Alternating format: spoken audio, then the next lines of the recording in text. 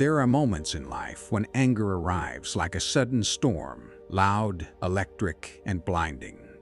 Throughout history, countless storytellers have tried to explain this force. Some spoke of warriors who learned to cool their blood before battle. Others told folk tales of wanderers who found peace not in distant mountains, but in stillness within themselves. This video opens the door to that same ancient insight, a path where anger doesn't control you, but slowly dissolves like mist under the morning sun. It's not magic, and it's not a trick.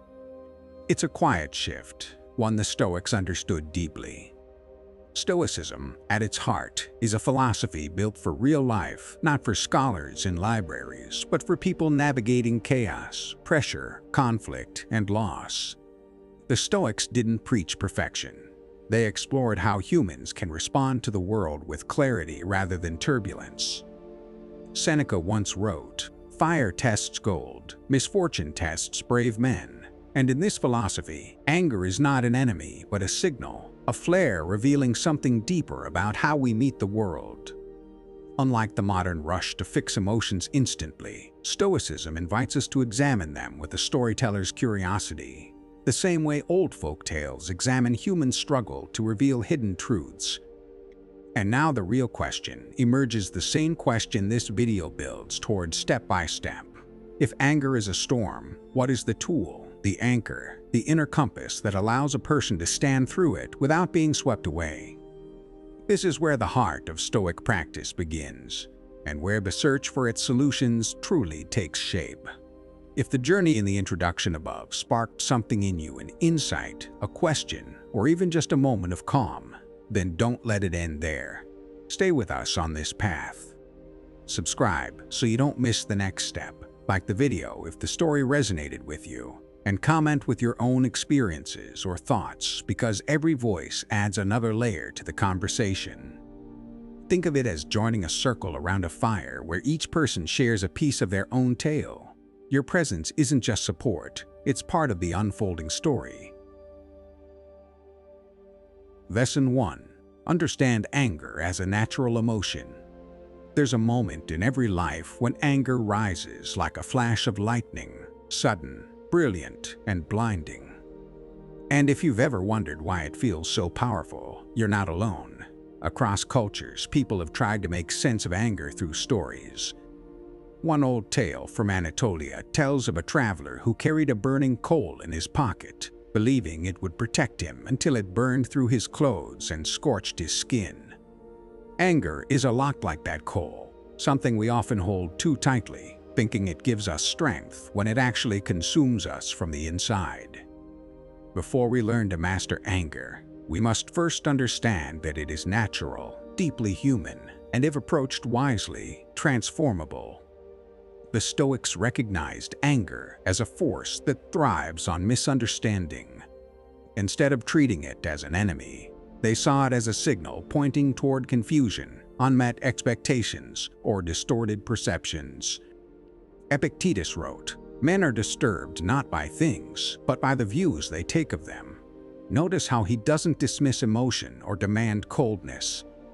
Instead, he invites us to examine the stories we tell ourselves. Many Stoic insights revolve around the gentle reshaping of perspective, like stepping back from a painting to finally see what the image truly portrays. Anger often shrinks when our view expands. Another Stoic insight is the practice of inner rehearsal, visualizing challenges before they arrive. This wasn't pessimism, it was preparation.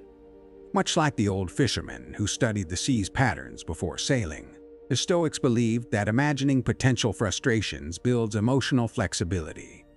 By the time a real frustration appears, you've already met it in your mind. It loses its shock value, and your anger no longer erupts, it settles. Marcus Aurelius used this technique constantly, reminding himself of the personalities and behaviors he would encounter each morning, not to judge them, but to prevent surprise from becoming irritation. All of this leads us to a crucial question, one that sets the stage for the next steps in your journey. If anger is natural, shaped by perception, and softened by preparation, then what is the deeper skill that allows a person not merely to reduce anger, but to let it fade from their life entirely? That question is where the real transformation begins, and where the video continues the path the Stoics first lit long ago. Lesson 2. Live in the moment. There's an old Persian folktale about a man who spent his entire life chasing tomorrow. He worried about the future so fiercely that he never noticed the warm bread in his hands, the laughter in his home, or the peace in the air around him. One day, a traveler told him, "You're running so fast toward what hasn't happened that you've forgotten to breathe in what is happening." Anger often grows in that same gap between the life we're actually living and the story we're mentally rehearsing. To live in the moment is not a poetic slogan. It's a psychological reset button. And it's one the Stoics mastered long before modern psychology existed. The Stoics believed that the present moment, this single breath, this single heartbeat, is the only place where clarity exists. Instead of drowning in imagined outcomes or replaying old wounds, they encouraged a kind of grounded awareness. Seneca said, "Life is long if you know how to use it." He wasn't telling his students to ignore their problems. He was telling them to experience their moments fully enough that anger couldn't hijack the mind. When we're truly present, anger loses its fuel. It can't feed on fear of the future or echoes of the past. Another powerful Stoic insight about living in the present was their practice of deliberate slowing. Marcus Aurelius would pause before responding, even in moments of pressure, simply to let his mind arrive before his mouth did. This wasn't hesitation, it was mastery. Many cultures teach a similar wisdom.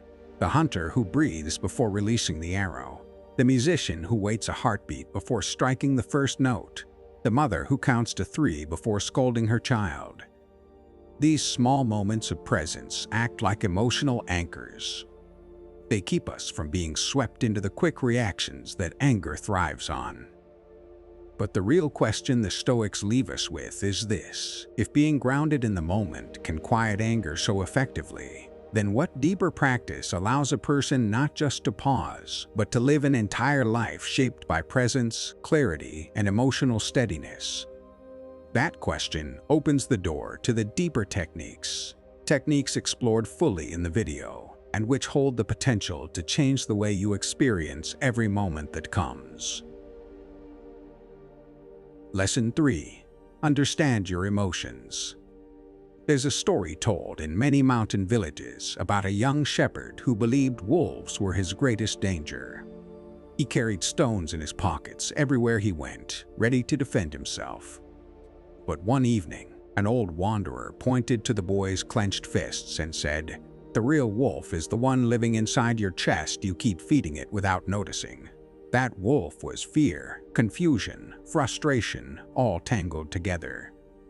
Emotions often feel like that, a pack running in different directions. Before we can silence anger, we must first learn to understand the creatures moving inside us. Not to judge them, not to fight them, but to see them clearly. The Stoics had a remarkable approach to emotions. They didn't advocate suppressing them or pretending to be numb. Instead, they believed in observing emotions like a scientist watches the sky, seeing the clouds, the shifts, the patterns. Epictetus once said, "If you want to improve, be content to be thought foolish and stupid." This wasn't about humiliation. It was about the courage to sit with one's emotional realities, even when they feel messy or embarrassing. Only by acknowledging what we feel can we begin to understand why anger rises and how it takes shape within us. Another Stoic insight focused on the first movement, the idea that emotions initially appear involuntarily, like a reflex. Marcus Aurelius wrote about these tiny sparks, reminding himself that the first reaction is natural, but what follows is a choice shaped by character and training. This idea appears in many folk traditions too. The first wind of a storm can't be stopped, but the way a sailor adjusts his sails determines whether the boat capsizes or cuts through the waves. Understanding emotions means learning to spot that first wind, not to panic, but to prepare. And so we arrive at the key question that opens the door to deeper transformation. If recognizing and understanding our emotions is the first step, then what is the guiding method, the inner discipline that allows us to reshape anger into clarity rather than chaos? That question leads directly into the practices explored in the video, where Stoic philosophy unfolds into practical, everyday tools for emotional freedom. Lesson 4. Learn how to be calm. There's a folk story from the mountains of Georgia about a blacksmith who was famous for his patience. Every day he worked beside the roaring fire, sparks flying like angry insects around him. People would ask, "How can you stay so calm in all this chaos?" He would smile and answer, "A flame only burns what leans too close." His secret wasn't the absence of fire, it was the way he stood within it. Calmness isn't something we're born with, it's a stance we learn. And when anger tries to leap out like those sparks, our posture, our trained stillness determines whether it catches us or passes by. The Stoics believed calmness was a discipline, almost like a craft. They trained for it the way athletes train for strength. Seneca wrote, "No man is more unhappy than he who never faces adversity, for he is not permitted to prove himself." Calmness, in their view, wasn't passive. It was an active demonstration of self-mastery. They practiced slowing the breath, steadying their internal dialogue, and cultivating mental space even when emotions felt overwhelming. Much like an experienced potter who keeps the wheel steady no matter how wet or slippery the clay becomes, a Stoic cultivates an inner steadiness that anger can't easily shake. One lesser-known Stoic technique for calmness was the idea of broadening the frame. Whenever Marcus Aurelius felt irritation rising, he imagined himself from a far distance, first from the sky, then from the stars. His frustration looked smaller with each step outward. Many cultures echo this idea. The hunter who climbs a hill to understand the landscape, the mother who steps outside to breathe before returning to a crying child, the elder who closes his eyes before speaking. Calmness isn't just silence. It's a widening of vision that dilutes the power of the moment's heat. Which brings us to the essential question, the one that shapes the heart of the video. If calmness can be learned, practiced, and strengthened, then what is the deeper method that allows a person not only to stay composed in difficult moments, but to dissolve anger before it ever fully forms? That is the doorway the Stoics invite us to walk through, and the journey the video continues to unravel. Lesson 5. Learn to control yourself. There is an old Mediterranean tale about a sailor who was known for weathering storms better than anyone else in his village. When asked how he remained so composed as the waves thundered around him, he said, "I cannot command the sea, but I can command the sailor within me." Control, in this sense, wasn't about force or rigidity. It was about shaping one's inner stance so firmly that even chaos could not loosen it. Self-control begins in quiet, almost invisible moments. The pause before you speak, the breath before you react, the awareness that rises before anger takes the wheel. The Stoics saw self-control as an art, something sculpted through practice, reflection, and honest self-examination. Seneca wrote, "Most powerful is he who has himself in his own power." They weren't telling people to become emotionless, they were teaching them to become skillful stewards of their impulses. To the Stoics, self-control was not about resisting emotion, it was about redirecting it with intention. Picture a river. You cannot stop its flow, but with skill, you can guide its direction. Anger becomes less destructive when it's met by a mind trained to steer it rather than drown in it. Another insightful Stoic technique was the method of naming, calling out the emotion directly. Marcus Aurelius practiced identifying his feelings with calm accuracy: frustration, impatience, wounded pride, fear. In many folk traditions, naming something gives you a kind of power over it, the way a shepherd calms a restless sheep simply by touching its forehead and calling it by name. When we name our emotions, they stop feeling like wild forces and start becoming understandable signals. Through this simple act, self-control begins to take shape, not as suppression, but as clarity. And this brings us to the essential question, the one at the core of every peaceful and disciplined mind. If self-control is a blend of awareness, naming, practice, and inner strength, then what is the deeper discipline that allows a person not just to control their reactions, but to transform anger into something wiser, calmer, and entirely new? The answer unfolds in the next stage, where the Stoics reveal the methods that turn emotional mastery into a way of life. Thank you for staying with me all the way to the end of this journey.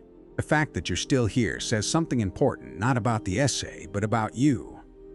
It means you're someone who cares about understanding yourself, someone willing to look inward with honesty and courage.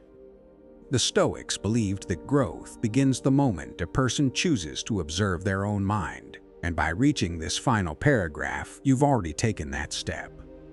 Let this be your reminder that every insight you read, every moment of reflection you experience, is part of a larger transformation already unfolding within you. Keep going. Your calm, your clarity, and your strength are closer than you think.